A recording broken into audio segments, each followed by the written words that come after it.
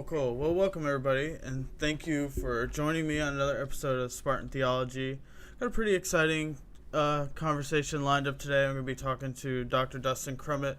We're just going to be talking a lot about his work with animal ethics and kind of just a few topics surrounding that idea. And I guess as we get started here, the best way to go about this is just let him introduce himself so you guys can get a little idea of who he is and why he's interested in this topic. But yeah, if you could just introduce yourself and we'll get going. Yeah, sure.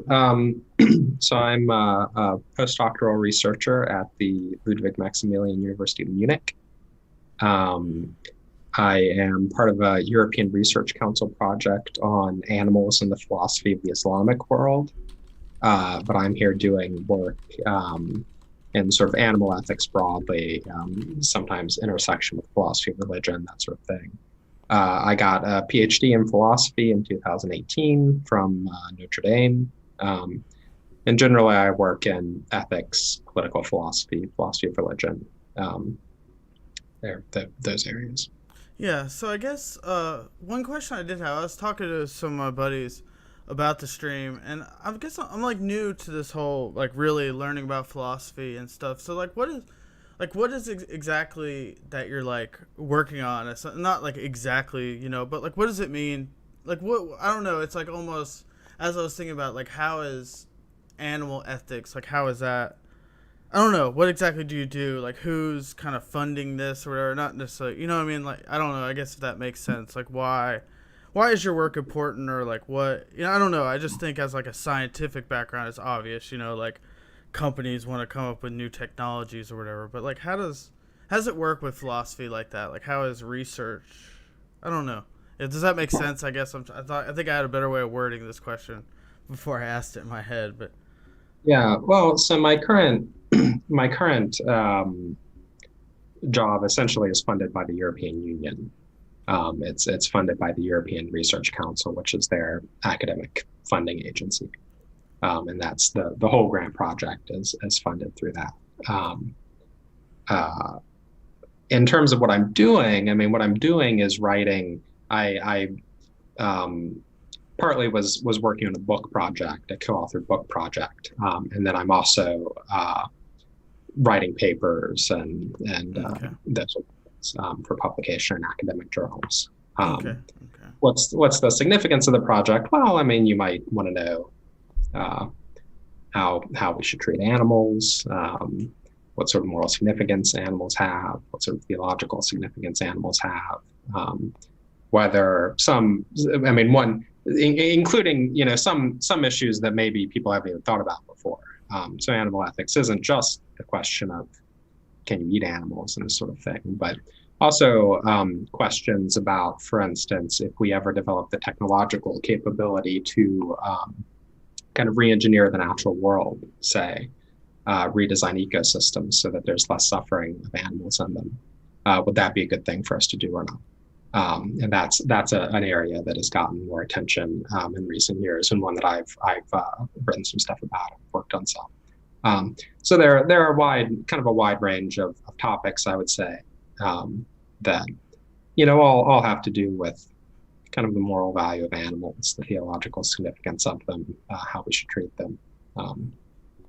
Yeah, that totally makes sense. Yeah, it's just interesting to think about like philosophy research, like thinking about questions that we don't necessarily have. I don't know, it's just like obviously I knew it was a thing that people did it, but as I'm like really thinking about it, it's just interesting, like wow, people actually get paid to like just think about things we don't know about. But it seems super cool. So yeah. Research is an odd. I mean, that's what you call it. It is a little bit of an odd term because it's not like you're doing experiments. I mean, there are experiments. I'm not doing experiments. I just kind of hang out in the yard with my cats and write papers and stuff. Yeah.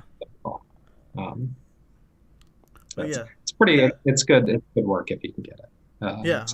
Yeah, and exactly. So I don't know if we want to start. We could start with, I don't know. So yeah, I got a few topics I wanted to talk about. We could talk about your paper about animal universalism. I just read that before the stream like this week, and I thought that was super interesting. So if you could kind of just I'm assuming you know which paper I'm referring to. It's on your website if people want Yeah. to check it out too. I linked Dustin's website in the description. He's got a number of papers on there and a couple about animal ethics, and the one was all about animal universalism, and a few things you touched on that I found super interesting were how you made an effort to relate it to like creeping things or whatever, relating to like animals we wouldn't necessarily think. A lot of people think maybe their pet dog will be in heaven with them or not, but they don't necessarily think like all the ants gonna be in heaven or does that. And that was super interesting. So if you kind of like just introduce that paper, like where you came up with the idea or what the paper was about, like kind of like a big picture idea, and we can talk about a few of the arguments in there because I thought it was pretty cool. Right. Right. Yeah. So it's been about 2 or 3 years since I wrote the paper. So you may well know it better than I do since you've actually read it. But I mean, basically, animal universalism is the thesis that all animals, or maybe all sentient animals, or something like that. That's what I focus on. Uh, will go to heaven when they die. So do all dogs go to heaven or not? I spent a long time trying to come up with some sort of pun related to that for the title of the paper. Eventually, I thought it would be too dumb, and so I just gave it some boring title. But yeah, so that's animal universalism. A couple of people have written on it. I was asked to write this paper as part of a book called "The Lost Sheep and Philosophy of Religion," which is out now. Because I had written this previous paper about insect suffering and the problem of evil. You might not think about insects very much as morally important or whatever. What I argue there is that we don't really know, but it's possible that they have conscious experiences, and that if they do, then that might actually be really important for the problem of evil. Okay. And so I was asked for this book chapter by the editors of the book to do something sort of bringing the animal universalism question into dialogue with this other stuff I've done about insects and similar little critters. So what I try to do in the paper is examine some arguments for the conclusion that all sentient animals go to heaven, including not just the ones you might think about, your pet dog, but also if, say, ants are sentient ants, whatever. I discuss a number of different arguments. A couple of them are original to me. A couple of them are ones other people have given. I try to evaluate these different arguments for this conclusion. I conclude that some of the arguments don't work, but some of them do, or at least they're pretty good. And so I argue that there's, on balance, sort of a pretty good case for animal universalism. That's the paper. Yeah, I found that super interesting because I don't know, it's something like I've always thought about it, and I've heard Trent Doherty talk about like animal afterlife a lot. I feel like he's on like a similar conclusion, but he goes about it a little differently. He talks a lot about like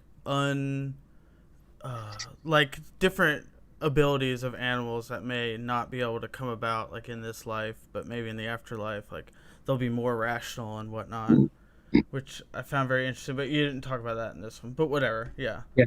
He thinks that animals in the afterlife actually become more like people.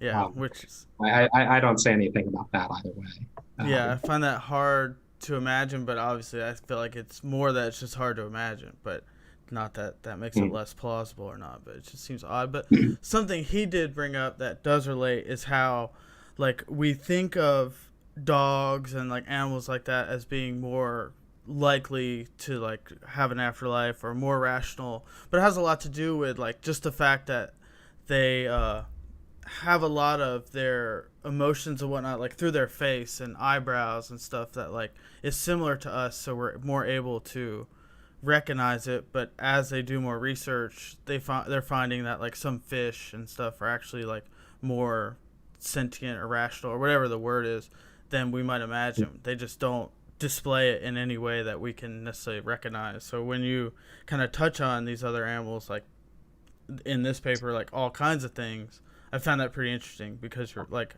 I said, a lot of people want to say like monkeys and dogs, which I mean they are higher but then we see like dolphins, and that's like really hard to imagine a dolphin being as smart as a monkey. But in reality they could be, or could be even more, or I don't know. I just found that to be a pretty cool Mhm. connection to your paper. Yeah. Yeah. But some of the arguments you touched on, you started with the beneficence, but I don't even know how to say that, or maybe that's right. But it's just Beneficent. beneficent. Yeah, I don't know why. I'm better at reading than I am at saying it out loud. But yeah, it's really like straightforward, and when you get into it, it seems really powerful. Just essentially, the whole idea is that like there's no good reason for God not to give animals an afterlife, and it seems like it would be doing them a disservice to not do it. So why wouldn't we assume that he would? It's not going to cost him anything, or like, no one's going to lose out if there's animals in the afterlife. And it seems like animals go through unjustified suffering, so thinking they would have an afterlife, a perfectly good afterlife, seems like at least a very plausible solution to that problem. Yeah. Yeah. So the sort of main argument that I rely on in the paper is what I call the beneficence argument. I think that it's original to me. Um, and the argument is very straightforward. It just says, well, look, if God lets my cats, I guess you can't see them, they're in the room with me, but they're off screen right now. But if God lets my cats into heaven, say that would be very good for my cats. Seems like if you can do something very good for some other individual, then you ought to do it, or at least if you're good, then you will do it, unless there's some reason not to. It's very hard to see what the reason not to that would be proportionate to the good that you're denying them would be. Again, it doesn't seem like God is working with limited resources or something won't cost him anything. It's not like animals have done something bad and they deserve to be annihilated, or.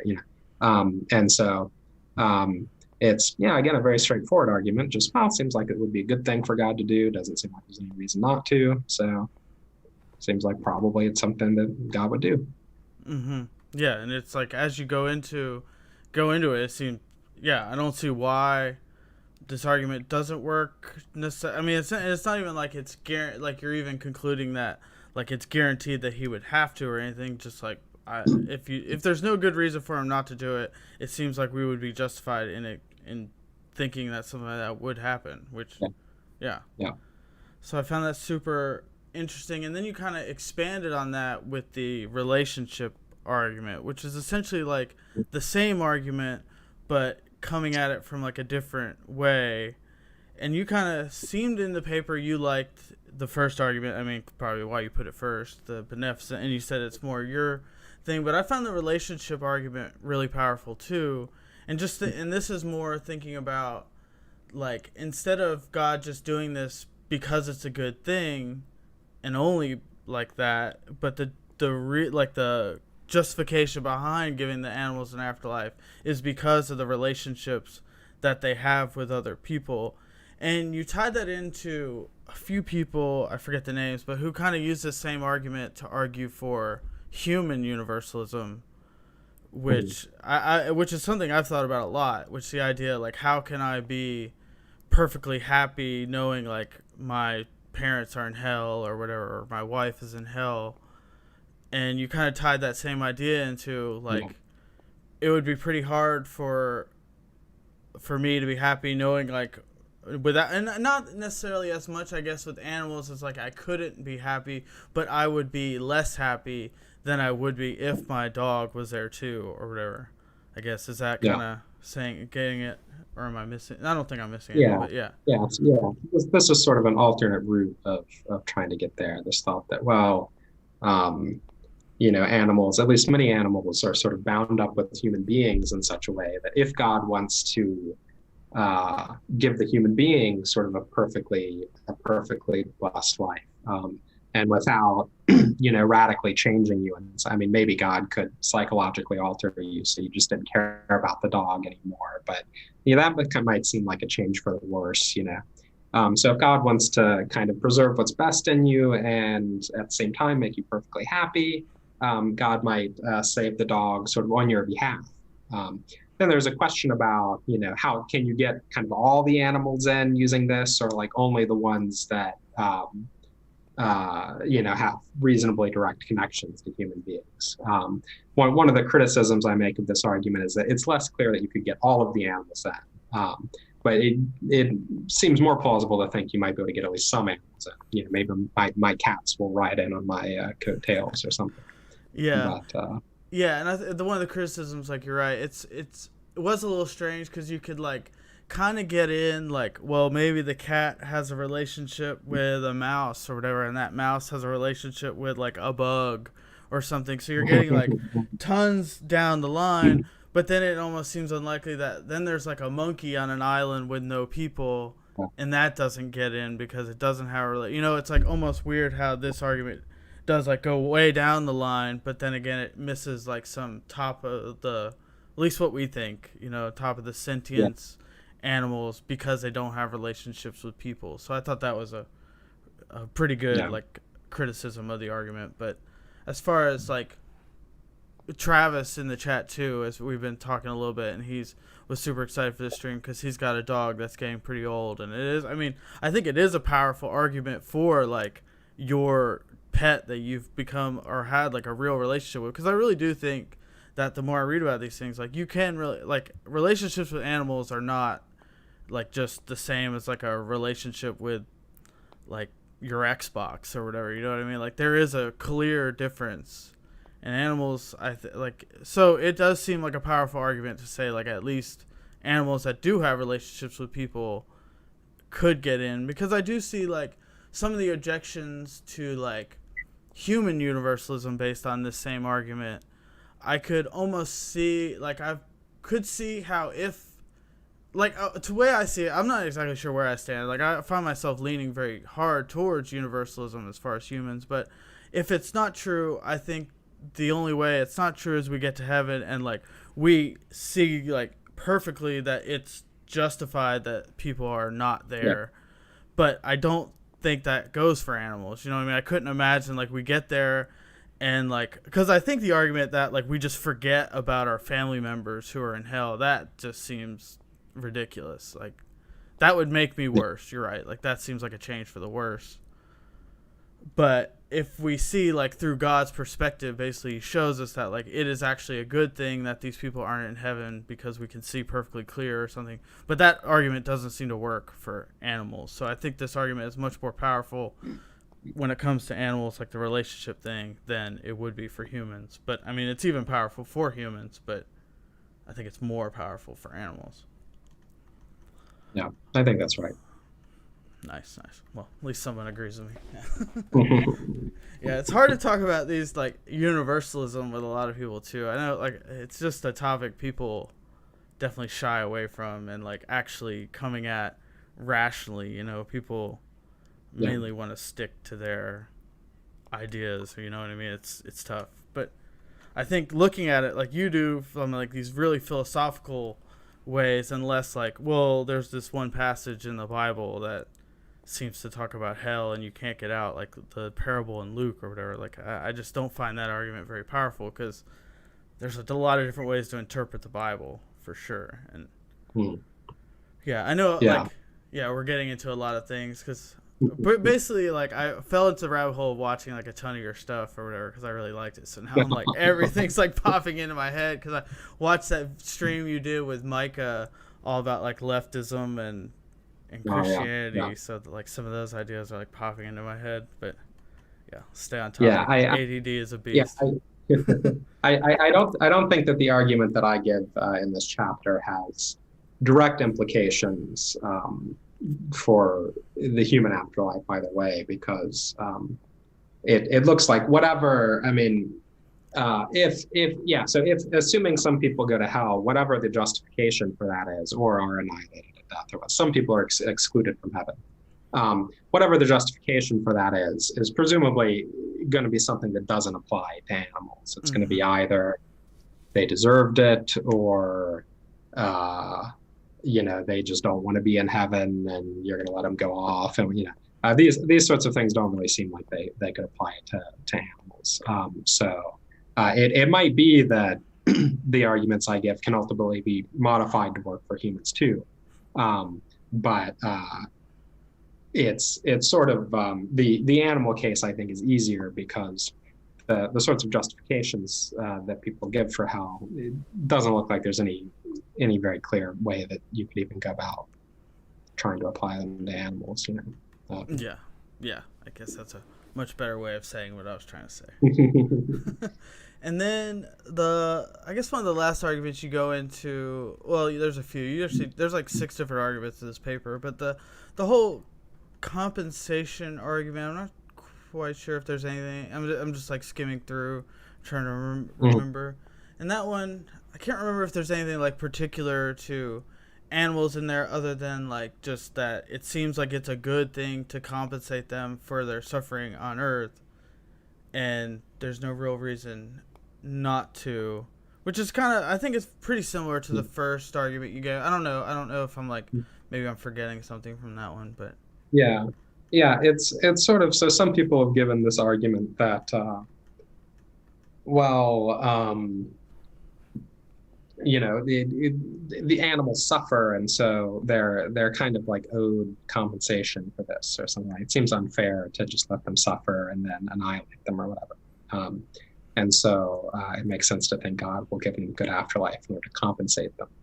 Um, and what I think I wind up suggesting is that this argument is sort of too limited to establish animal universalism. yeah, Um, yeah. You kind of touch on like it could lead to like maybe thinking they get some compensation in the afterlife, but it doesn't really conclude that it would be like an eternal, like maybe they yeah. just get a certain amount of time and then, and it talks a lot about an interesting thing I think I'd like you to touch on is like how the idea that like ending an animal's life, is that necessarily a bad thing? You know, like I think we all agree that like suffering is bad, but like if an animal just poofed out of existence or whatever, like is that a bad thing? And you touch on like a few things about like frustrated future desires and like do animals have these, a few things like that. Yeah, if you could just kind of touch on that, that was like an interesting thing Well, that was kind of throughout the paper. sure. Yeah. So, I mean, in general, there's this question about whether death is bad for you, and if so, why? And then there's this further question about if death is bad for us, then does that also apply to animals? Um, you might think there's this famous Epicurean argument that says, look, when you die, you're dead. So how can that be bad for you? You're just dead. Yeah.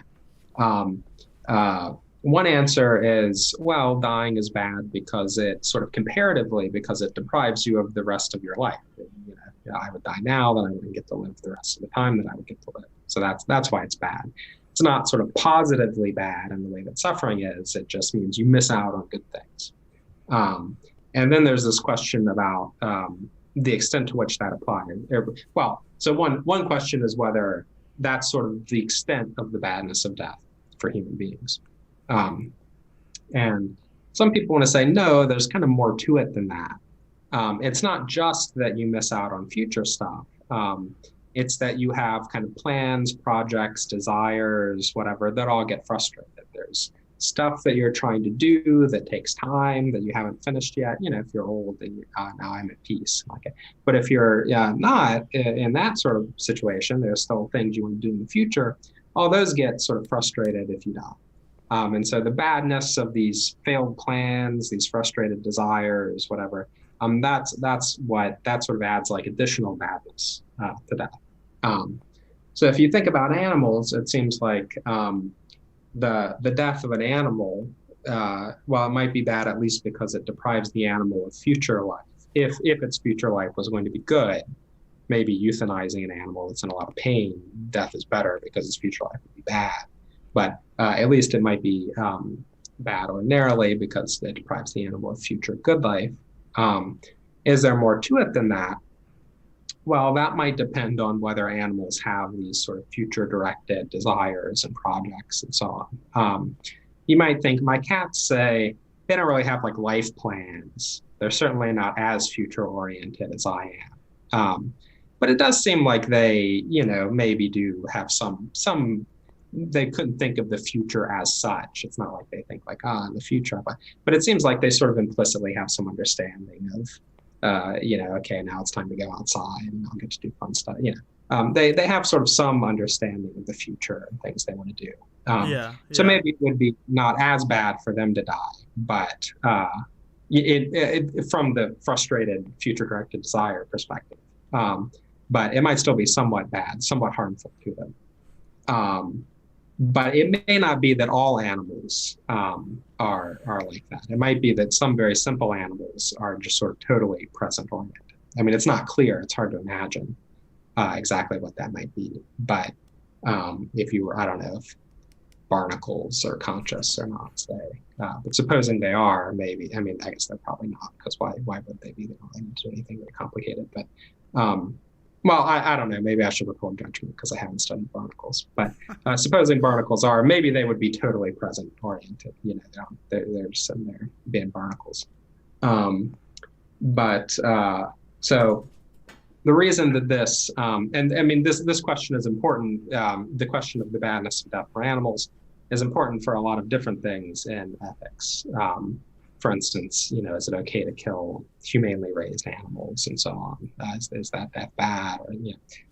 But it comes up in the context of the paper because there's this other argument for animal universalism, which tries to claim that death is always harmful for animals if it results in their annihilation. And God sort of wouldn't, God has like an obligation to prevent this sort of avoidable harm from befalling them, I guess, is the thought behind this argument. So the point that I make in the paper is that the strength of that argument will depend partly upon what we think about the badness of death for animals. Is it always harmful in kind of the positive sense, or is it merely sort of the cessation of a good thing?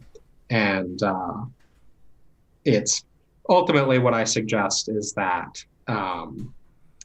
really it's better to just not try to rely on this harm-based argument and instead rely on the beneficence argument that I give. Well, at the very least, continued life in heaven would be good for animals. Mm-hmm. Seems like that's a reason for God to do it. Whether or not we think that annihilation would be harmful to them in the particular way that the harm needs. yeah, So yeah. I hope that makes sense. No, that definitely does. Yeah. So basically, like, yeah, that's why. I guess that's why it's like a little bit tough because you're basically like saying like, yeah, this argument does have some good points, but in the end, like, it's hard to really draw any like clear conclusions from it. So we are almost better off. You're right. Just going back to the good. It can do good. It doesn't really even matter whether or not it's like inherently harmful for them to die peacefully, but it's still good for them to live a good life. So why wouldn't God Yeah. just give them a good life? You're right. That's much more clear and powerful argument than it is to like argue whether or not like yeah, a peaceful death is Yeah. inherently a bad thing for an animal with no future desires.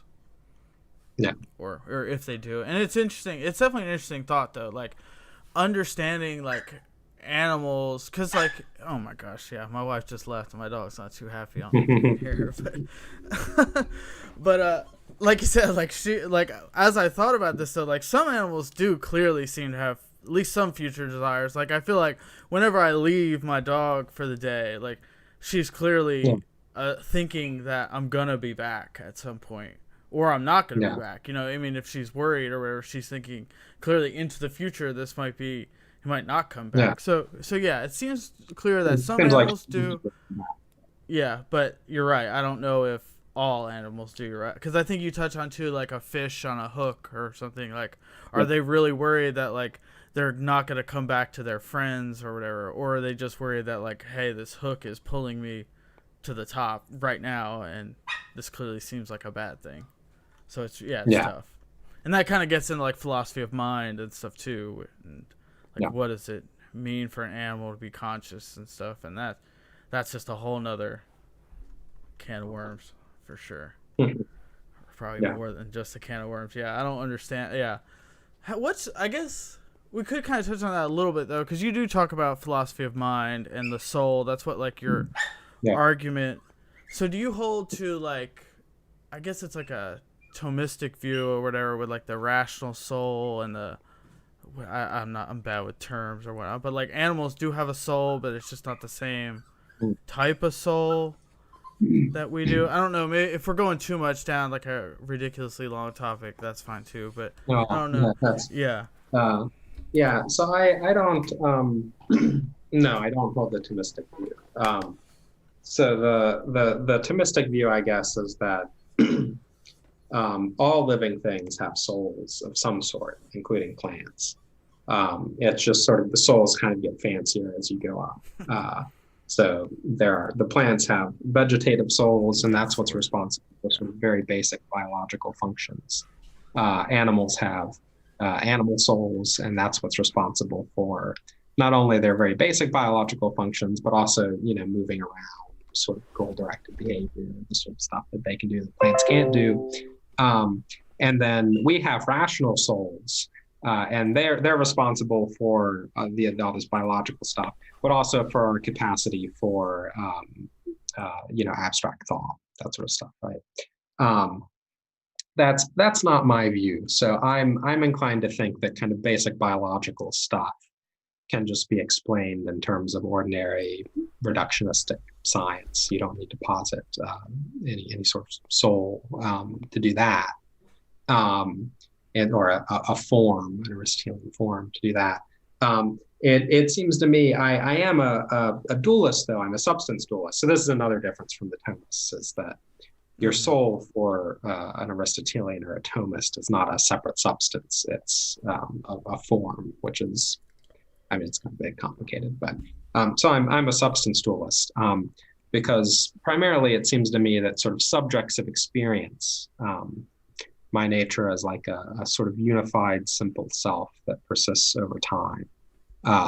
That is something that only a soul, or something like a soul, could be, sort of simple immaterial substance that has the capacity for mental properties. So I'm inclined to think, therefore, that humans and animals, all individuals that are like capable of subjective experience, of conscious experience, will have a soul that serves as like the subject of their experience, as their self. Then there's a further question, I guess, about are there like other differences between human and animal souls or something? And I don't really know. I don't have a position on that, I guess.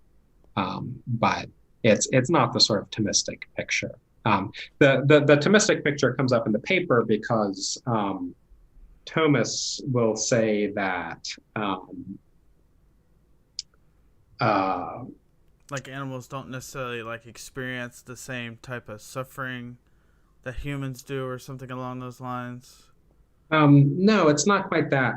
So they think of they actually think of like sensation, subjective experience, as in a way like a kind of purely physical process. But because it's purely physical, they want to say that the animal soul is sort of a purely material form. So when the organism goes, the animal goes. When its body is destroyed, there's nothing left. And that means that God can't give them an afterlife because the animal is just destroyed. The form is gone. Whereas human souls, because they have this immaterial aspect that is responsible for our rational thought, that aspect can survive and then be re-embodied at the resurrection. There are a lot of questions about, because they deny that the soul is a separate substance, there are a lot of questions about how it can survive without the body. If it's just on its own, but it's not like a substance. What is it during this period? So there are a lot of questions about that. But Thomists often will say that animals couldn't be resurrected or couldn't have any kind of afterlife because they have souls, but they're purely material souls, and they go when their bodies go, when they die.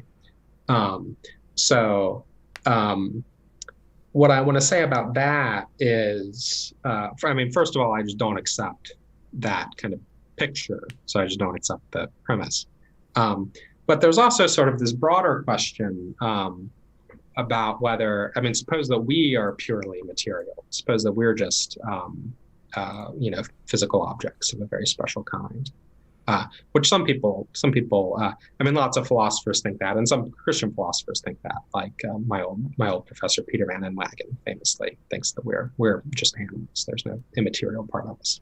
Yeah, I found Um, that out pretty recently that there's Christians that hold that, like Christian physicalists or whatever. And yeah, it just seems mhm, interesting. It yeah, seems odd. I just didn't think that was really a position, but yeah. yeah, Oh, I mean, yeah, it is. about everything could Um, be. Once you start learning about philosophy, you realize pretty much everything is a position that at least someone holds, and probably someone smart, which is wild. But yeah, yeah.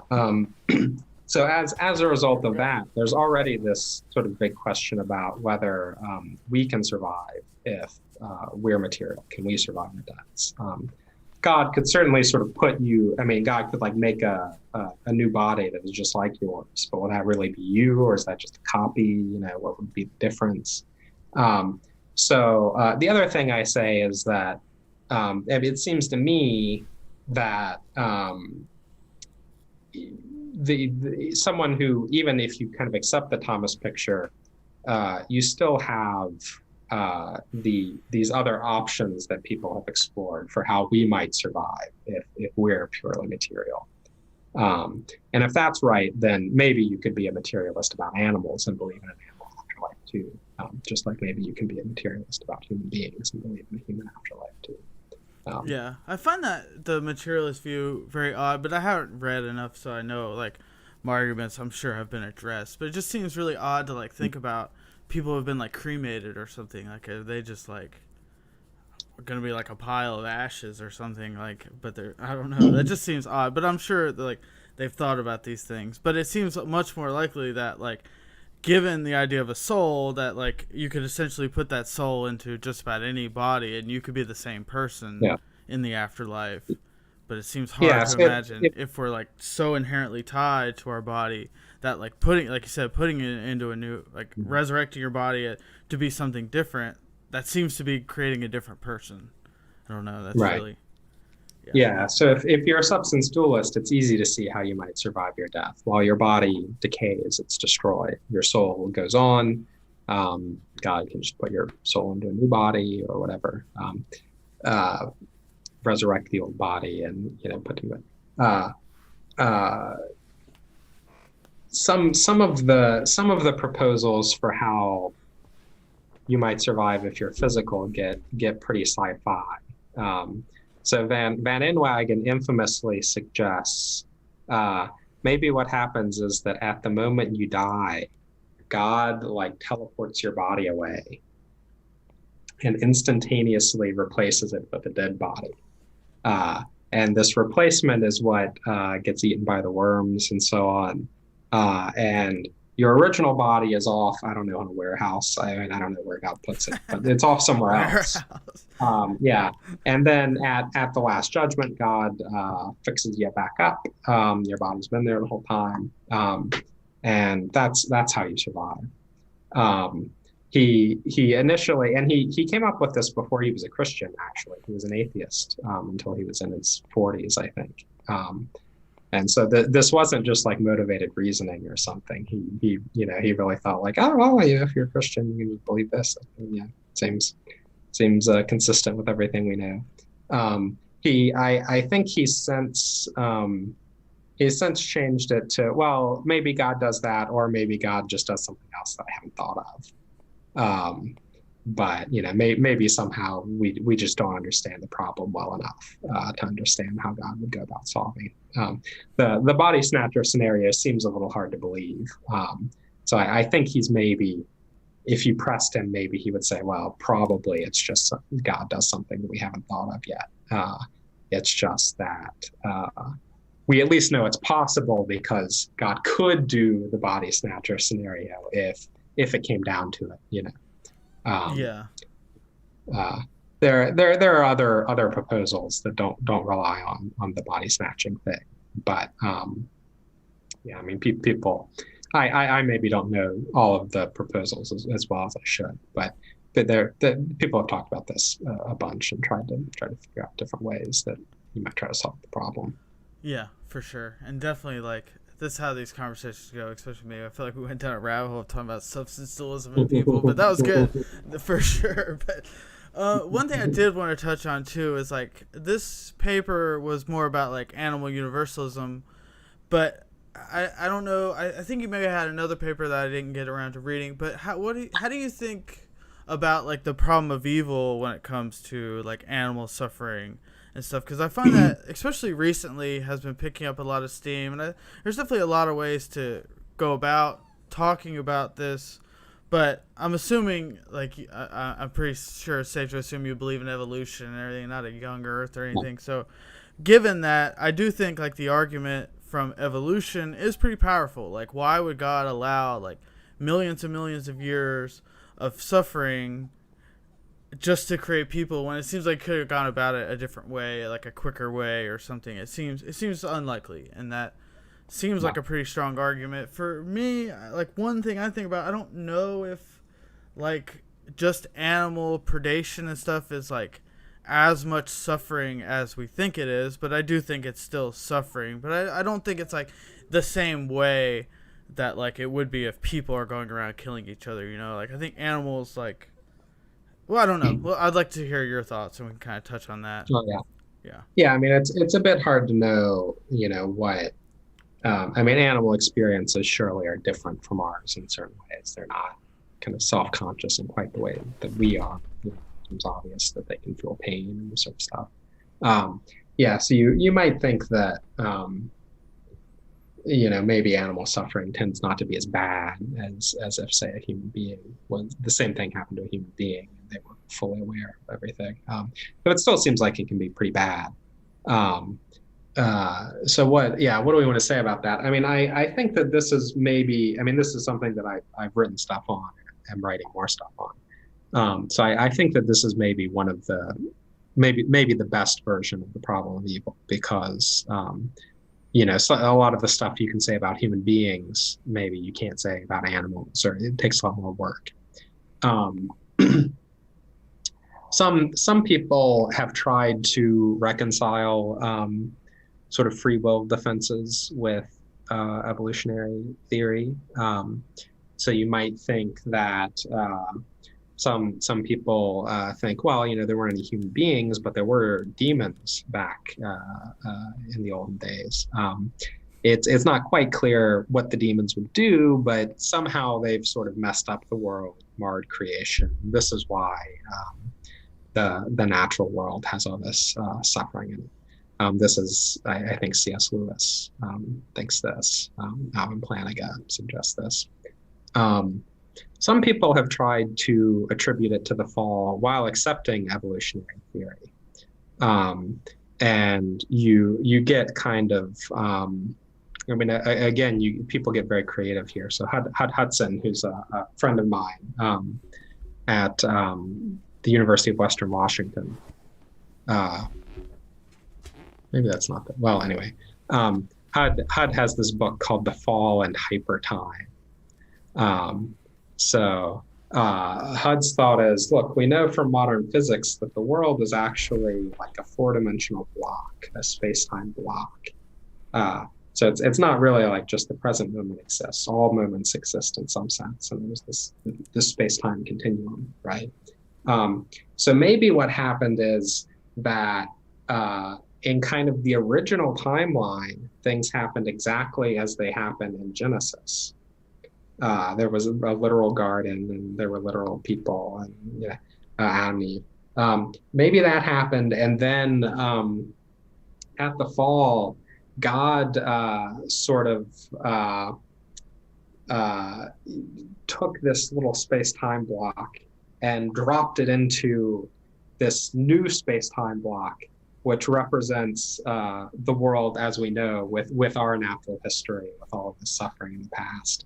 And somehow, I mean, it's not totally clear why does the people sinning cause God to do that, but this is sort of supposed to be a way to reconcile a literal interpretation of Genesis with evolutionary history, with everything we know about science, right? That's a wild proposal.